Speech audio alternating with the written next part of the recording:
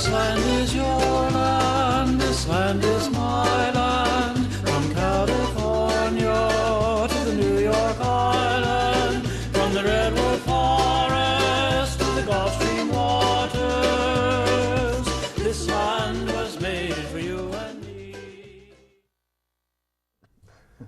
Good morning. I'm John Grom, and welcome to the 25th Right and Left Discussion Forum. Our purpose is to demonstrate that people with different political opinions can find support among with others through civilized dialogue and a sincere desire to find common ground. When we abandon our quest for tribal victory, we are only a few steps away from intelligent problem solving. Our topic today is the obesity epidemic. Our discussion panel today, beginning on my left, is Bryan Laubaugh, President of R&B Financial Services and a member of the Medina County Republican Executive Committee. On his left is Dr. Ronald Chamberlin, retired senior research chemist. And on his left is Patty Haskins, Democrat member of Wadsworth City Council and retired math teacher from Wadsworth High School. Patty, I apologize for saying Democrat rather than Democratic. I know better. That's all right. Bad habit. Bryan, in the last 30 years, the percentage of U.S. population that is considered obese has grown from around 10% to as much as 35% in some states. All things considered, and I mean all things considered, it is estimated that obesity costs Americans an estimated $450 billion, that's billion with a B, every year. This was according to an article in Forbes magazine, and the data was gathered by somebody called Infographics, an organization I'm not familiar with. When you're looking at this problem and all the money that's expended, where would you begin to try to solve it? Well, first, Happy New Year. Thank you. This is a very good topic to discuss at the beginning of a new year, because I think everyone can afford to be healthier, take more responsibility for their health. This particular epidemic that we're suffering through right now is pretty much caused by our own lack of desire to be healthier. You know, it takes effort to be healthy, to exercise. We have a very sedentary lifestyle that's creeped in because we've moved from a agrarian society where you're outside all the time working in the fields and things of that nature to jobs that are behind the desk. But I think one of the concerns that I have is that the rates in childhood obesity, you know, we have to stop the flow of people into this pool. I would, you know, I know the costs, and I don't disagree with the costs. I'm sure they're in the $450 billion range, but I looked at the numbers that were being spent to educate and to prevent, you know, these particular behaviors, and it's sorely lacking. I would applaud the, you know, the President Obama, Michelle Obama's initiative to institute a program.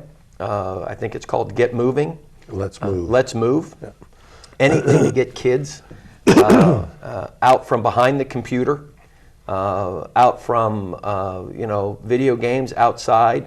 I can only, you know, refer back to my childhood where you spent most of the time outside. Your mom was more frequently saying, you know, get out of the house. Mm-hmm. You were outside playing. You were very active. You were involved in things. You were involved in things that kept you moving. I went in and did my own little BMI. I don't know if you've done that before, but no, I haven't. I'm afraid to. Yeah, don't do it.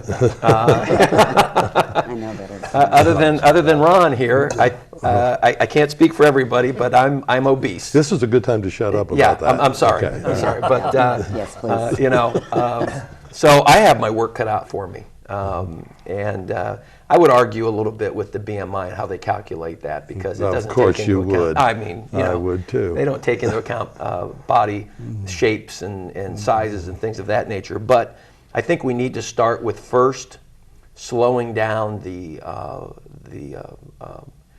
pool of people that are being, you know, from childhood on. We need to do something there, and then we need to start working more aggressively on campaigns that get people involved. This is really an epidemic, and we are just now beginning to see the effects of that, and the downstream effects are catastrophic. I mean, when you look at hypertension, heart disease, type 2 diabetes in children. One of the statistics that I saw, I think it almost tripled. You know, type 2 diabetes is preventable, and it wasn't that prevalent in young people, but now it is becoming prevalent. Heart disease in young people, you know, ages 12 to 17 is starting to become an issue. So this is something I think as a country we can get our get our arms around, and there are solutions to this. And we just need to find out what works and incentivize people, much like we did with AIDS. You know, we spend $29 billion a year on AIDS research and preventative programs. We spend a fraction on obesity. Yeah. Ron, of course, the easy answer is eat less and exercise more. But as we know, it's more complicated than that. It is. And Bryan, this is an excellent opportunity for this group to say, well, government ought to step in and do all this. But the knee-jerk liberal in me takes, as it usually does actually, gives way to the more rational scientific type, But the statistics are right. You mentioned $450 billion. The Center for Disease Control says just the obesity medical costs alone, $150 billion. It's 10% of the national medical budget. 1 of 3 adults, that's your 33%. 1 in 6 children. 1 in 6. Major cause of death from heart disease, from diabetes, and from stroke. All sorts of things going on there. Well, yeah, we need to make better choices. We need to make better choices personally. But we need also to change our choices in the schools, in child care, in the work sites, and in our communities. What can we do? Well, work sites can set up health programs, particularly the larger ones, health programs for their employees. Places for nursing mothers, for example, because it's found that children who nurse are less apt to become obese in later years. Interesting, but it's true. Has something to do with immune response, I think. Child care situations of that sort.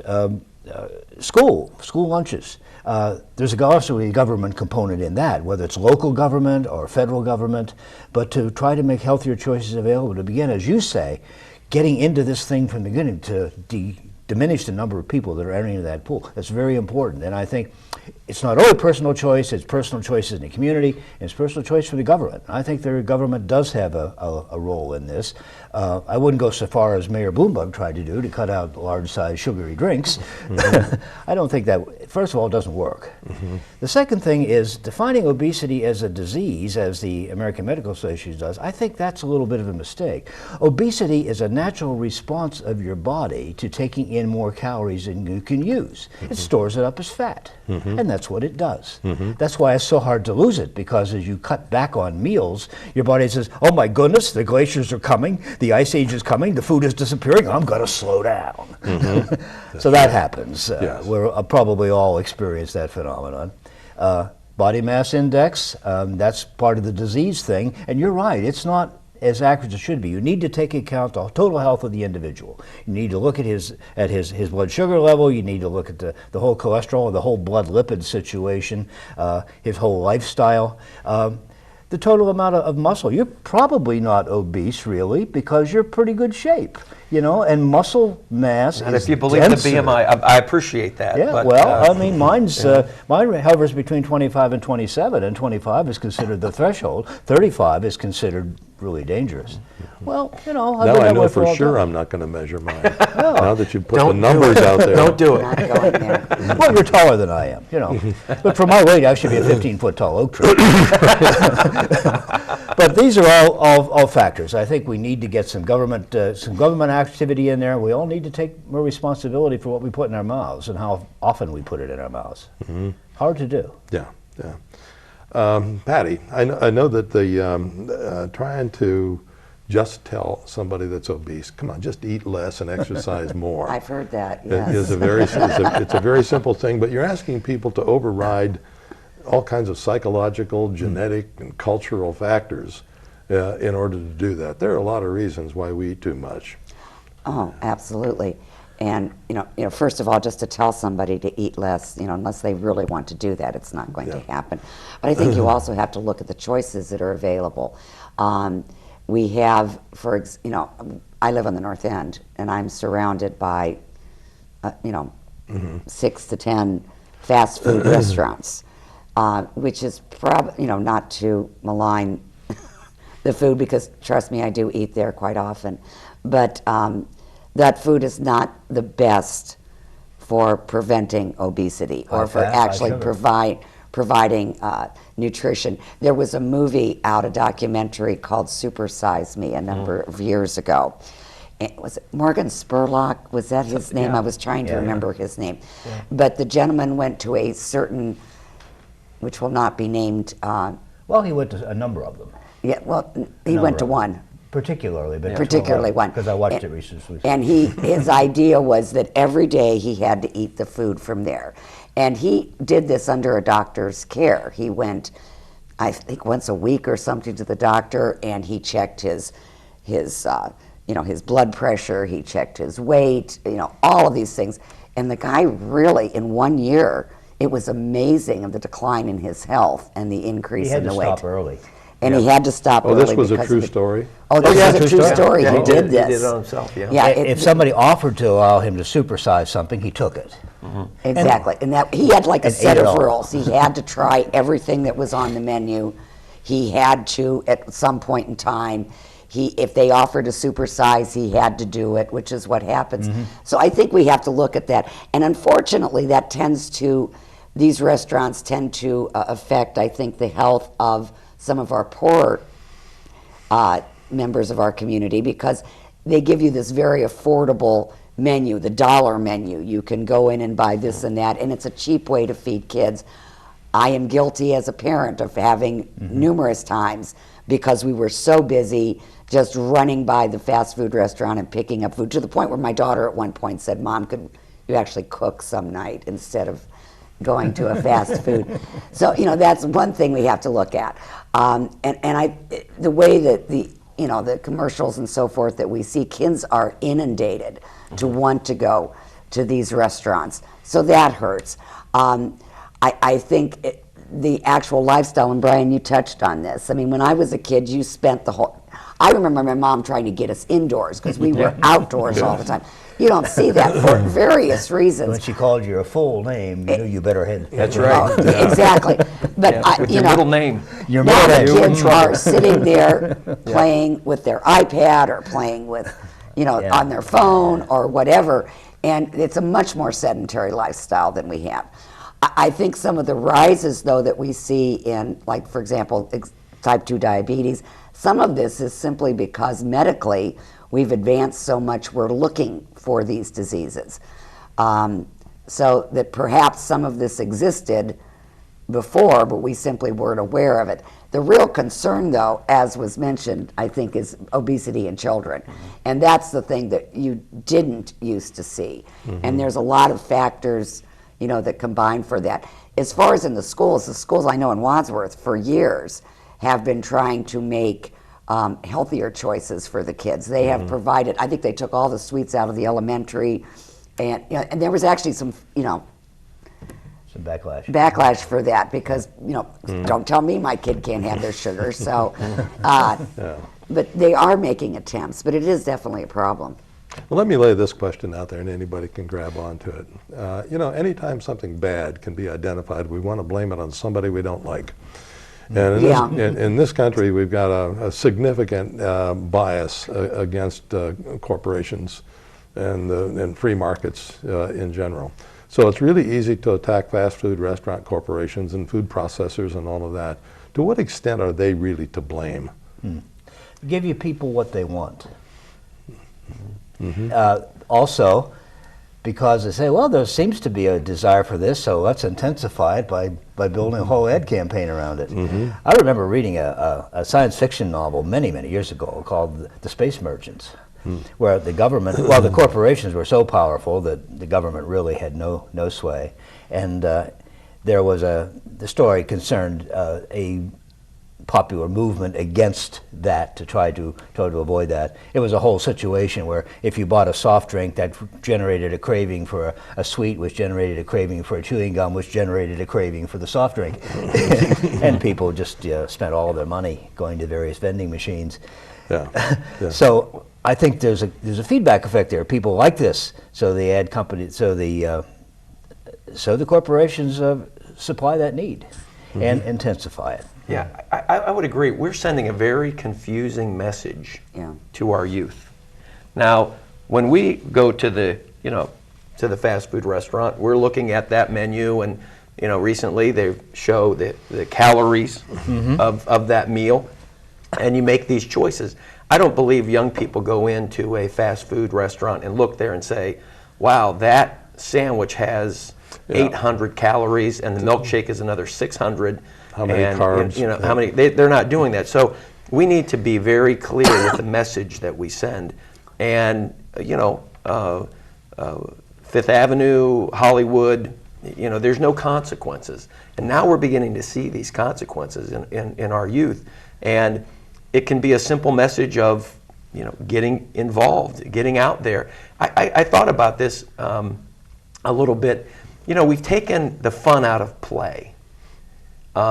We have structured sports. Yes. And our kids went through soccer, they went through baseball, they played pee-wee football, but there doesn't seem to be that sandlot, get out, ride your bike all over town in the summertime. You have to satisfy the ego of your coach. Right. You're doing something, you're going, and you're participating in an organized sport, but you're not actually playing. And I think that there's some stuff in there that really imagination, running through the woods with a stick pretending it was a gun or a sword or whatever. You're not seeing that anymore. We're seeing kids that are bundled up, they're taken to a sport, they play it, they come home, and they sit in front of the TV. I go out and walk a lot in the summertime. There are very few kids on the street. That's what surprised me. Was that that's the thing I've noticed. There were very few kids on the street. There were very few, families out there riding their bikes together. There were some, but on a nice summer day, when I grew up, the streets would have been packed. We would have been playing, baseball or football or riding our bikes, working out in the yard. It was a totally different scene. So we have to start getting back to some of those simple things that kids like to do. Have fun when they play. A couple of things occur to me on this, and that's true in a suburban neighborhood. In the inner city, that's really not available. I mean, if you have to dodge bullets to go get a quart of milk from the store, you're not going to go out there and play in the street. So there's a societal aspect here. We've got to try to clean that sort of thing up. I had another point which is completely flown out of my head, but anyway, there's an analogy in some ways with what we've done with smoking. Smoking, something like 50% less, but the young people aren't getting quite that message. People are still coming into that pool. And what's happened there is that the looks that I've read, as for the little more affluent socioeconomic classes, a little more intelligent perhaps, a little more education, that message has struck home. John, you stopped. You went for many, many years. You realized that this is bad for my health. I got to stop this. Here's all the things. I'm going to listen to what they're telling me. And it was getting darned expensive. Getting darn expensive too. However, and it's still a thing of solace. It's a drug of solace that's available at a relatively cheap price, and people in less affluent circumstances with a little bit more on their mind, perhaps economically, will still accept that. The same sort of thing can happen here. As we become more aware of it and we become more intelligent about it and say, well, we need to cut back and we need to take responsibility, I'm guessing, or I'm worried, that this burden then is going to shift more to the less affluent socioeconomic classes. That's going to be where this problem will still exist and will still continue to exist. It seems to me that we need something in the neighborhood of rehab. Excuse me. When I think about the psychological implications to overeating and all, Some people have a history of food insecurity, and that they never knew when their next meal is coming from or what it's going to be, and that as they grow older and food becomes more available, I've heard that there is this temptation to think in terms of, I don't know when I'm going to have my next meal. I'm going to eat everything that's in front of me.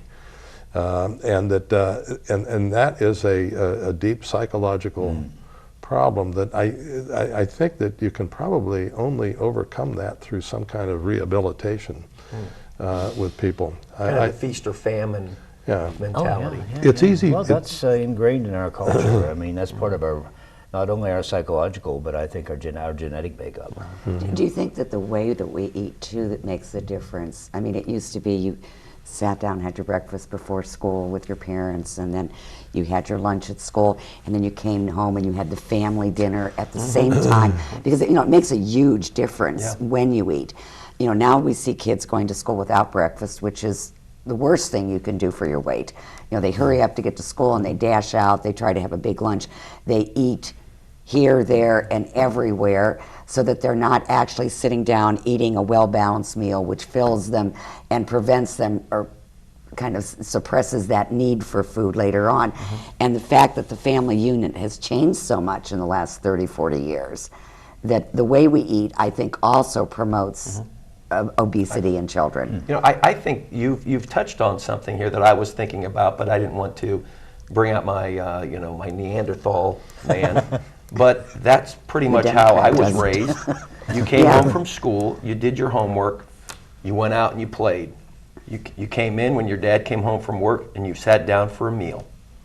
At 5:30. About 5:30, In my house, Exactly. it's 5:30 every day. And then you got the standard questions. You get your homework done. You have any questions? You have any problems? You get your chores done.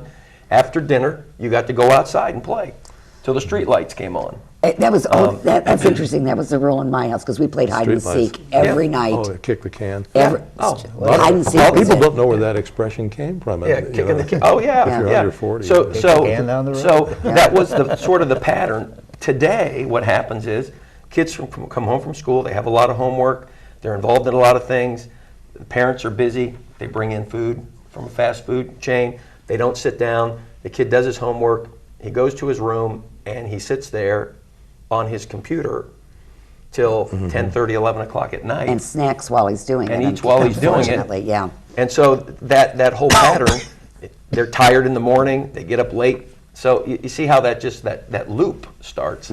So maybe if we get back to some of those core traditional values, that you take some time, that your child doesn't have to be involved in 3 overlapping sports. Well, there's been a big change in the definition of family over the last 30 years. And that when you think of the tremendous number of children that do not live in a mom and dad kind of a family, and that mom is the breadwinner.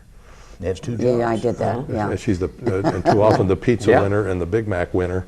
When she gets home, it's really hard to, Sure. It is. Sure. Yeah. There are, Ron and I don't agree real often in the role of the federal government in solving problems, but in this case, I would like to see that the Let's Move, what do you call it, a program that Michelle Obama has started, have a little bit more meat to it. I was trying to find out what they've actually done in 5 years. It hasn't been much. They encourage people to get more exercise. They urge people to eat better. I mean, please, it takes more of an effort than that. I'm interested in knowing, because my kids have been out of school, do they have a class that the kids are required to take, maybe like a Fit for Life type of class, where they're taught good eating habits, they're taught about exercise?